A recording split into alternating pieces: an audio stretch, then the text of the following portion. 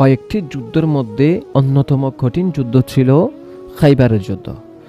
যখন খাইবারের যুদ্ধ সংগঠিত হয়েছিল তখন কাফিরদের দুর্গের দরজাটা ছিল পাথরের এবং লোহা দিয়ে তৈরি, এমন শক্ত যেটা রসুল করিম সাল্লাল্লাহু আলাইহি ওয়াসাল্লামের 40 জন সাহাবাও সেই দুর্গের দরজাটি ভাঙতে পারেননি। প্রথম দিন অনেক চেষ্টা করার পরেও সেই দুর্গের দরজাটি ভাঙতে পারেননি।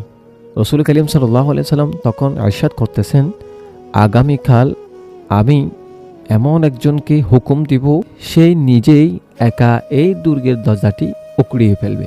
সুবহানাল্লাহ। মাওলা আলী রাদিয়াল্লাহু তাআলা আনহুকে বলছেন, হে আলী, তুমি এই দুর্গের দরজাটি তুমি ভেঙে ফেলো। ঈমানী শক্তি নিয়ে আল্লাহু আকবার ধ্বনিতে মাওলা আলী রাদিয়াল্লাহু তাআলা আনহু নিজে একাই সেই কাফিরদের দুর্গের দরজাটি একাই নিজে উকড়িয়ে ফেললেন, ভেঙে ফেললেন। সুবহানাল্লাহ। মুফাসসিরগণ বলেছেন ওজন ছিল প্রায় 1800 কেজির কাছাকাছি ছিল।